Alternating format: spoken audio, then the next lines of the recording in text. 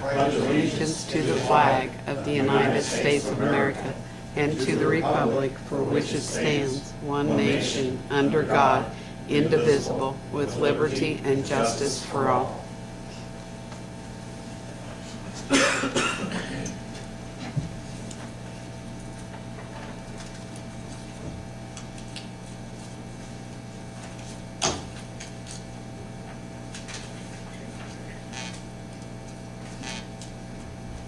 Today is February the 16th, 6 p.m. This regular meeting in the Greensburg Water Board.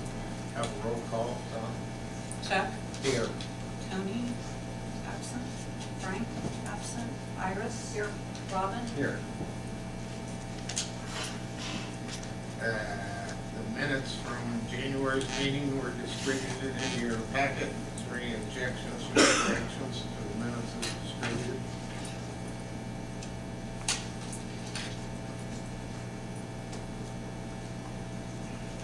Not, they'll be accepted.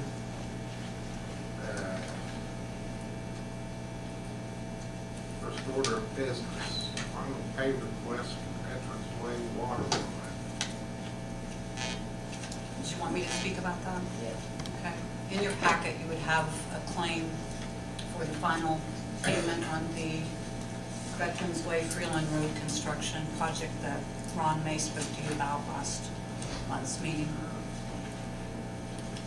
They're in, I shouldn't say packet, I'm sorry, in the claim package. Correct, yes.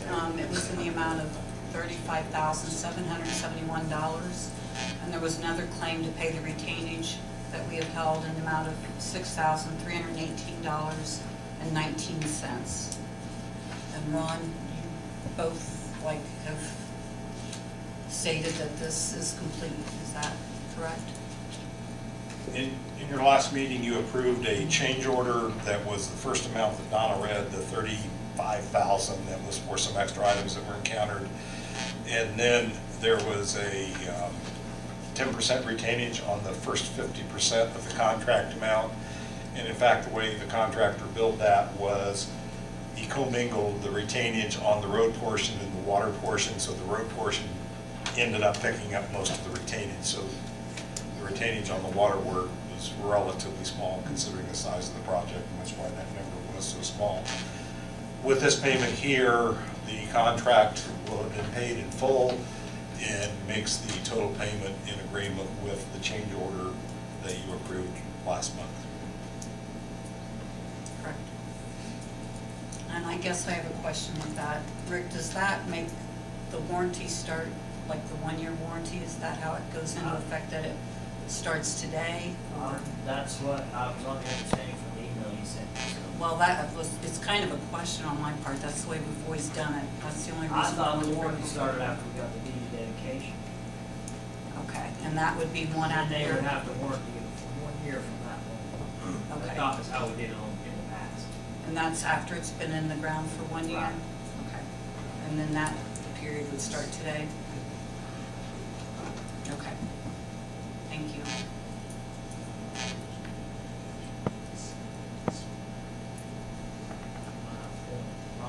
What's that? There may not be a deed of dedication on this because the city built it. That, I was, It's not yeah. It's I was not a confused about developer it. putting improvements in the ground and then dedicating them to the city, either the water board or the board of works, in your case, the water board.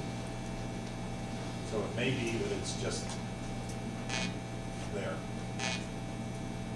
And this Only- warranty, there's no, like a warranty period or I anything, I don't. responsibility or not? I don't remember if there is a warranty clause in the agreement with our contractor. If there was no warranty clause, then there is no warranty. I don't know how the water industry works today, but the highway industry, NDOT no longer has a warranty on their work. Their position is their personnel inspect the installation and that the work was done to the specifications, and they accept responsibility when that work is done. I don't know in general. Water project usually still Carry a warranty period. And I would have to review the contract documents to know how this one was structured. Okay. In that it was an add-on to some degree to the road project, it may not have a warranty period. Okay. I think we have a contractor that we can talk to if we need to. Oh, absolutely. I just need to know capitalizing it and the warranty period. I always make note on a calendar to follow up the following year or whatever. Inasmuch as you all contracted this work, I don't think for this portion there would be a deed of dedication. I'm looking at Chris. No, I don't think so It either. doesn't, no. No. I don't know, was any of the water work included in the work done by the RDC? There was some. I don't know, since the RDC did it and not the Board of Works, I don't know if the RDC needs to deed this to the I Board don't- of Works and the Water Board if appropriate. Also, it was all built on city property, so there's no transfer of property involved. I don't believe, yeah, I don't I'm sort of think thinking that there is is the no issue. deed of dedication here on any of this work. I don't think there is either. I'm just wondering about the warranty period. It'd only As be far with as I the know. contract you have with the contractor. Typically, those warranty periods are based upon when substantial and final completion is established. If it's in a contract, it's obligated contract. But because it was designed under NDOT, following NDOT rules, it may be an NDOT contract with just a water line part of that. So it'd be different than what you typically see for a water main project. So you have to look at the contract. Okay. I will do that. Thank you. Yeah, no, I get it. Okay. report back to us next month. Yeah, I'll look at the contract and talk to Ron about it and write about it and see where we go. Sorry for the confusion on that, but it was a little different than anything we've ever really done as far as that goes. Thank you.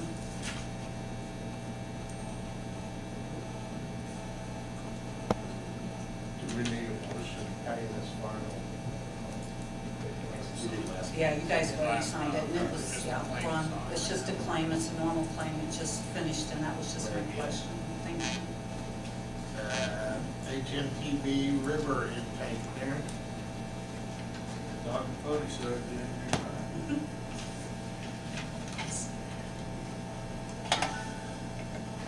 Given it was the winter month, they actually did have pretty good progress as far as work. Now, the pictures aren't as impressive as they have been. They did get quite a bit done last month. So. Again, to re-familiarize with everybody. But this is the new intake screen. This is the new low service pump station. That's where our low lift pump station. That's where most of the work in this past month was done. I don't have a lot of pictures, but they did get this line, this new line to connect from the clarifier back to the pump station. That was put in this past month. And then there's some work done at the new high service pump station, mainly associated with the building and some piping. So not a lot was done to any clarifier area this month, or a little bit. This line here, you see this drain line from clarifier over to the sludge balloon, that was put in last month. We got a couple of those in. This is a low lift pump station. This is the bottom half has been buried at this point backfilled. You're looking, the river's back here, so you're looking back toward 421 lines back over there. So getting ready to pour the last lift on this pump station. And then you can see that's the same shot of the pump station. And then this box out here is what's called a valve vault. And you see all these the 5 pipings, that's all the pipe discharge, or the pump discharge coming up. And then they discharge into a common header that will be installed in this area here.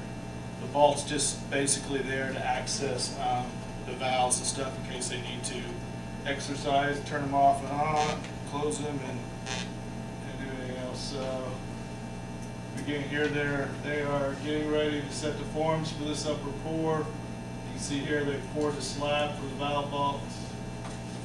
Oh, there's anything else there to see that we haven't talked about before. And here they are again framing up for the walls for the valve vaults. And I was talking to my colleague, I really don't know why they put a roof on this one at this point in time, with formwork on top. I think it was more of a safety thing for them to get up and walk around. They didn't need to. And then you can see the wall sleeve here for the discharge header that goes back toward the clarifier. And there you can see the walls are poured. You see the opening again for that. And I think what they're doing here is removing the inside forms. Then you can see that's inside the valve vault where there'll be a bunch of piping, and probably next month we'll be able to look at all the piping, but that's all the discharge lines coming out from the actual wet well, or where the wet well is the liquid side of the pump station, and this is the valve vault, which is the dry side. And this is looking down into the wet well, or the wet side. That kind of gives you perspective. Most of that structure now is buried, so you really can't get to see the depth of it. But what they're doing, they're pouring a baffle wall right here. That's what this wall here represents. Basically, it's designed so as the water comes in from the river, it hits the baffle and gets dispersed evenly across there, so that the pumps that will set in through here get equal distribution, so that you don't overload one or the other or starve one of the pumps. So that's strictly what that's for. Okay, we moved on to inside the building, a low service pump station. You can see they're installing the PVC ceiling. That actually that's a new product we use this time. I think I may have mentioned it last time. It's something I'll probably use in the future. It's interlocking PVC panels. It's a sandwich panel that's pretty lightweight but pretty strong, and there's no anything for it to deteriorate, so it's easy, low maintenance on it. So it actually looks pretty good when it's finished. And there's their framing out the skylights for the pumps, for pump removal. Again, there's 5 skylights, and they're strictly there. If they ever have to remove the vertical turbine pump, it's a way to remove the vertical turbine pump. The added benefit is it does add some light into the building. We're still in the same building. They're starting, it's a different type of pump than the other pump stations. These are vertical turbines, so these are the pump bases here for those. And here they're starting to fabricate discharge header for those pumps. There's some more here. So basically they've got the discharge header, the valve, the check valve, and they're ready. All they're waiting for is the pumps. They'll set the pumps in and they'll make those connections.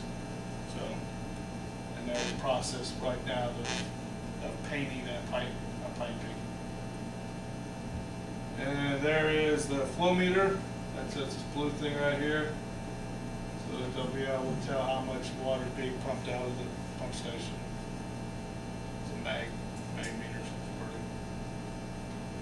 There's a shot on the outside of the building, 5 skylights. Those are all in place. And here's another shot after some of the pipe, and they're started painting the walls, concrete walls. Pretty much that's the only thing I think is different now. They had to spend a lot of time drying that building out before they could paint. So they're painting the walls. A lot of these walls get electrical panels installed onto the walls, so it's a lot easier to paint it beforehand, so that when you put up the panels, they're not slopping paint all over it, and we have to have them clean it up. So I'm kind of glad they did that. So some contractors don't. So. This is a picture of the discharge heading. Biggest thing in here, you've got a connection point here, a 3-inch connection. This is a flushing line that the drain line will look here in a minute. If there's any clogs in that drain line, they'll be able to open this valve and utilize the pressure of these pumps to flush those drain lines out. So it's kind of it's a maintenance item that Rick can do. Now he has to close some valves and try to force it out, or try to get a vac con in there to clean it out. So he'll be able to flush that drain line in either direction. So I think that will be beneficial if he ever has any problems with And we're looking at the drain line kind of orientation. This is the clarifier here. There's a valve vault, and here's the drain line going down. And I think I may have mentioned last month that one of the issues that we did have to work through, we had a conflict. Kind of hard to see, maybe the next photo will show. But this is a big electrical duct bank. It's encased in concrete. That if we had followed a normal slope, we would have run right into the middle of it. So we had to drop it down, 45 it down and under. I think there's another photo here. Yeah, there you can see the 45 going. Basically, that duct bank is here to here, big, runs the entire length. So that one of the few issues that we ran into the field that we had to kind of make some quick modifications to get that to work. And there's the other end of that drain line going into the sludge lagoon. That's just a header wall that's being framed up. And I don't know if they poured that concrete yet or not. So that was just done at 2/8, so earlier last week. That's it. I have a question. Here. It's more of an operational thing, I guess, but going back to the wet well, and we've got that baffle in there, so the water comes in through there and hits that baffle, kind of disperses. Now, when it gets real muddy and rainy and stuff out, I would assume that there's a certain amount of sediment and silt and stuff that comes in. Is there provisions, or would you ever expect settling at the bottom of that and have to clean out any kind of stuff? Most of the settling happens in the clarifier itself. That's where we'll flush all the sludge out. So that's coming from the clarifier to there? Well, it will come in hard enough into our low lift pump station that it will send it to the reservoir. Okay, so that stuff's not coming in from the Correct. There's a couple things that, one, the intake of the pumps are set about 10 or 12 inches off the bottom to allow a little bit of settlement to come in. There is some baffles that get put in there, not put in there, that direct so that when the pump starts pulling, they don't stir that up. It keeps the uniform flow pulling in there. The other thing is the screens are designed to keep most of the debris and stuff on the outside so that it's a real fine silt that's going to get into Right. that, and that'll all be pumped up and then settle into the clarifier. That drain line I was talking about, that's where all that silt's going to collect and clarifier and drain out. So I was talking about that. I thought that's what you was supposed to. Well, where you Good have a question on the baffle, lower pit. you were talking Yeah. about the wet well, but Yeah. that line goes into the wet well from where? yeah, we'll go back. That's coming from the clarifier going into The there? lower pit, you're talking about the lower pit. I Well, the believe. one where he's talking about the baffle, This one putting right that here. baffle. Yeah, we're talking about, here's the screens here. This is that, the submersible pump station, or the low lift pump station that has the baffle all here. So this is a gravity flow into here, and then from there, these pumps are there, pumps, this is a force main up into the clarifier. Right. So,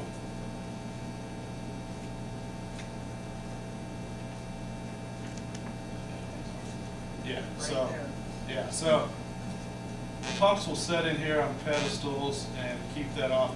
They're not on directly on the ground, but there is some possibility, some settlement in there, but most of the time, the way that's going to work is that it's not going to have a lot of opportunity in there. It's going to be pumped out pretty quickly as soon as they. And again, if the pumps are capable of handling, that's the reason those pumps are chosen. They're capable of handling a little bit of silt and grit. The biggest thing that hurt these pumps is if you get a lot of stringy materials or leaves or something like that. All that should stay on the screen and be stay in the river stuff. So I'm not saying there won't be some buildup. Right, no, I was just wondering. And the way to deal with that is you just have to take the station down and clean it. There's no, you can put a drain line in, but the deep as it is, you'd have to put another pump in there to pump the silt out because there's no way of draining it out. So there isn't really any good way. It's just, we take provisions that it hopefully won't do too much, and we've got some about a foot there that it could silt in that wouldn't cause any problems. But, that is a point. I was just curious. Yeah. It's my wastewater side. Yeah, wastewater side, we do a lot more with it that we're worried a little more about. And the difference there is I think it tends to have more time to settle out. The other thing is that the grit and silt in a wastewater is a lot heavier, thicker. This is more of a silty sand, and it's really, Right, it'd be just when you have a big turbulent rainfall and, 16 inches of rain Yeah. or something like that. And the other thing that Rick has the advantage because of the reservoir, if the river gets really turbidity, really high, you may not even run it for a day or two to prevent, that way he doesn't have to bring stuff into the Right. system. So, I mean, that's kind of what he does now, I think, with the current one, is that if it gets really silty in there, he'll just run off the reservoir for a couple of days. And then that's, Okay, well, thank you. any other questions? Thanks, Darren.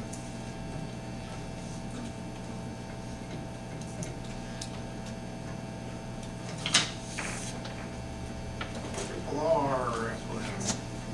I did receive a phone call from Deb Richards, and they are more than happy to continue cutting the hay around the reservoir if that's the board's wishes. So I told her that I would bring it back to the board and get their blessing on that if that's okay. Sounds good. We had no problem with it last year, did we, Rick? No, it saved us money, manpower, and I mean, it worked out good. We need a motion on that again, continue. I'll make the motion to have it continue. Motion been made, and seconded, have a roll call. Chuck? Yes. Iris? Yes. Robin? Yes. Thank you. And I do apologize, I did receive a call from Tony as well as Frank, letting me know. Tony said he could probably be here if we needed him. He had something to do with his boy, and Frank's in Michigan, so. Very good. Great over there. Yes. You have problems with your elevator, Rick? I do have problems with the elevator. Actually, it's not a bad leak, so don't get too worried. But it is something that we need to look at. I got wrote up by the Department of Homeland Security because I have a leak in my oil tank that just showed up. And it is something that we need to act on. The elevator is pretty important to us because we use it every week for our chemicals. One thing that's brought to my attention from the mayor, and I didn't think about it, is, they're wanting to charge us $315 an hour. I did call them to find out if they had a rough estimate. I mean, that's pretty vague. So I called them to see if they had a rough estimate on how long it would take, and they're banking on 2 days. So you're looking at about $5,000 for 2 solid days. I was talking to the mayor earlier, and he said, what about if we just had them bring a tank with them and just replace the tank? So that would surely save travel time to Indianapolis and back twice. And so that's something that I can call them and talk to them about also, instead of, dismantling it all, taking it to weld it and bringing it back. How big is So, the tank? you've seen it down there by our air compressors. It's probably 4 foot long by 3 foot wide, probably 3 foot tall, somewhere around there. And the whole cabinet itself actually has oil in it, so I don't even know if that's possible because the pump and everything is sitting down in the tank itself. So there might be bolts or holes or something that. Have we dealt with this Oracle before, Rick? Yes, we are actually contracted with Oracle to do our quarterly testing and our yearly load tests, so they're familiar with our equipment. How old is the tank? I'm guessing early 50s, and I'm assuming that's probably when the elevators was put in. I'm 54. They did stuff in like 96 or 98 and then 2008 we didn't touch it, so it hasn't been touched in my time that I worked at. The one thing we had to have done to it was it had a kind of a halfway up. It wasn't a real good feeling, but it kind of popped. Might be In a good between the idea, second Mr. Mayor, and to get third that floor. No replaced. way, we had that taken care of. We had that fixed. So that's the one thing that I can remember having done to the elevator, and that had been a good, 10 or 12 years ago. So. Take the stairs. So you're gonna get a price for replacing the tank? I'm gonna call them and talk to them and see if that's a probability, if we could, just have them bring a new tank with them. I don't know. I'm assuming it probably has to be fabricated, so you might be looking at more than, I doubt that they can order a tank just for that elevator that was put in '54, I'm guessing. I don't know. But that's something that I can call them and talk to them about. I'll definitely try to do it the cheapest way possible. But again, this elevator is pretty important to our process. If we don't have it, then we're carrying 50-pound bags of alum upstairs, so 2 flights of stairs for that matter, so. Yeah, how they do it. You have, haven't you? Very good. How quick is, I mean, how, do we need some right now, or can we wait to see what it would cost to replace the? It's been this way for, well, since my inspections, when it was brought to my attention. So when you're looking at, I have a date, I put the inspection in your packet. Yeah, I'm just asking how. January 12th. Required that. It's not, I mean, we've got oil dry around it, so it's not like you can see it running across the floor by no means. It's just wet. So I'm assuming that I can call them and talk to them and bring it back to the next board meeting, if that's okay.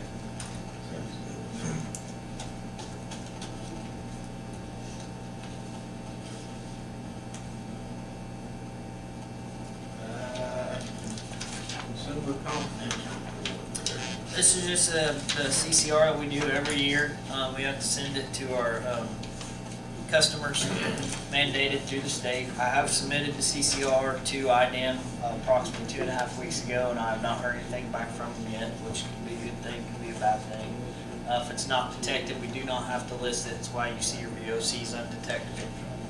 As soon as I'm sure there might be a few things I list that I might have to put in there. I'm not sure yet. IDEM might come back. But if it's okay, with your blessing, to go ahead and approve it. And I know Donna pointed me in the direction. We used to have them printed here locally and take them back to the plant, and fold them, tri-fold them 3 ways, and take us 3 weeks to do it, the summer help. And then Donna located somebody, is it in Ohio? Out of Ohio that will actually print them, fold them, and send them for us. So this goes out in the mail. This will go out in the mail, and it's actually supposed to be in the mail by July, but I think last year we had it sent out by end of February, 1st of March. It was very early, so.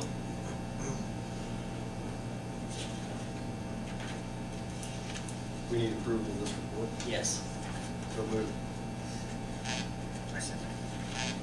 Motion been made and seconded to approve the consumer confidence report. Roll call. Chuck? Yes. Iris? Yes. Robin? Yes. That'd be good to get that out early, especially given light of what's going on Yeah. in the north of us, Michigan. That is correct. Operations report. This is something that we do every year also. It just kind of, we do the year before, and 14 and 15 is listed here. It just kind of shows you on services and main breaks and locates, and everything pretty much stayed the same except for locates. As you can tell, it looks like things are starting to get busy again. Sort of, we went 2,044 locates in 2015 compared to 1,445 in 2014. So.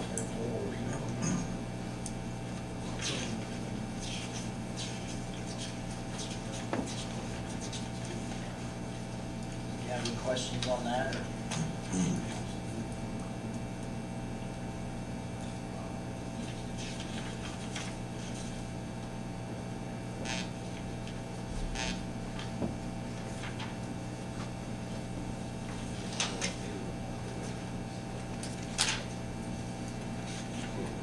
I'm gonna read accept Rick's operation report 2015 is presented. I second. Motion been made and seconded to approve the operations report for 2015. Roll call. Chuck? Yes. Iris? Yes. Robin? Yes.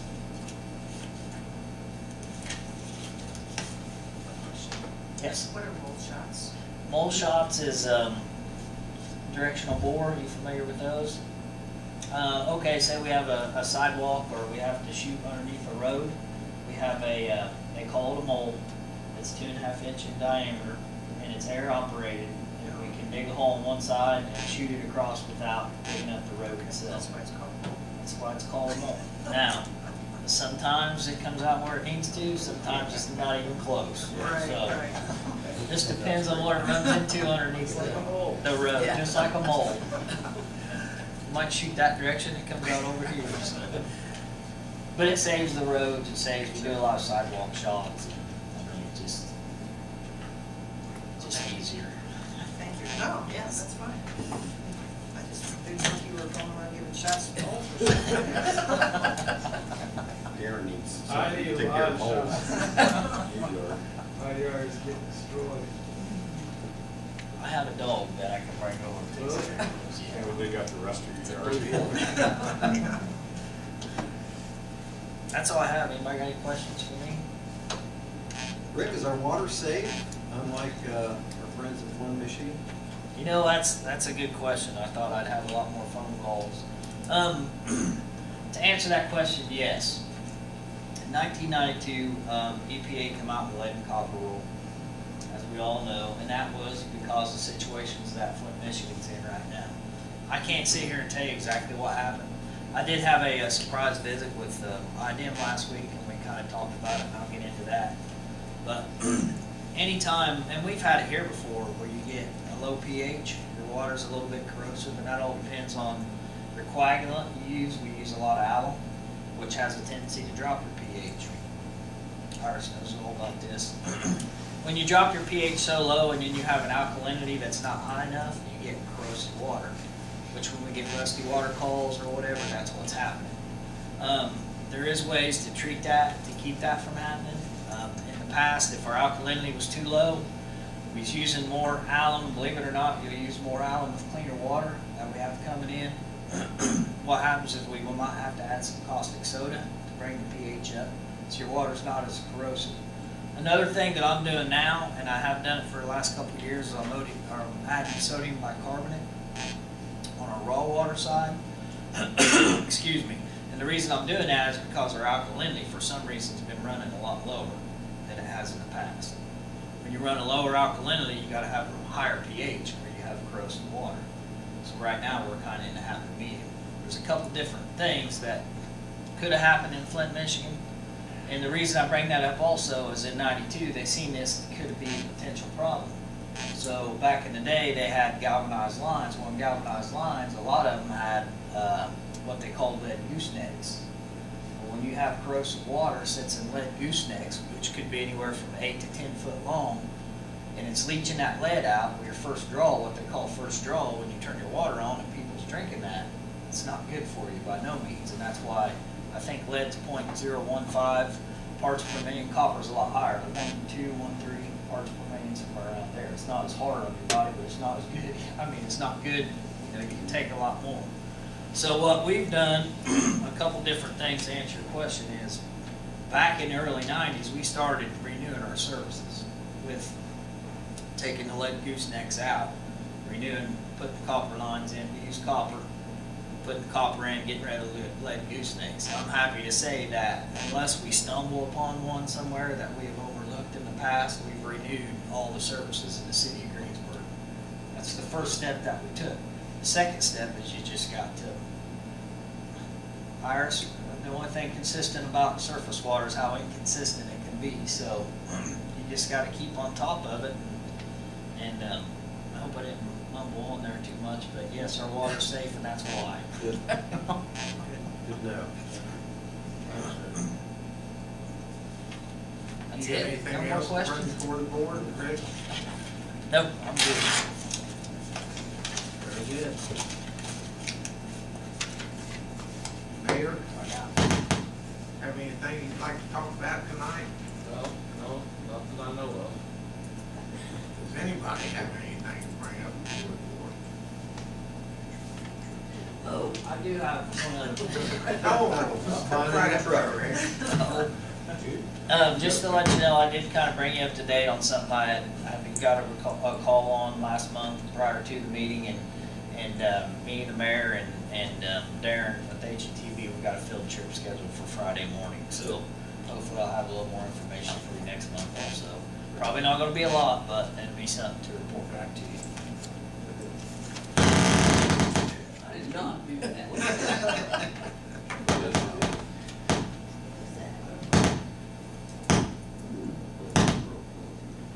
Well, with that being said, meeting adjourned.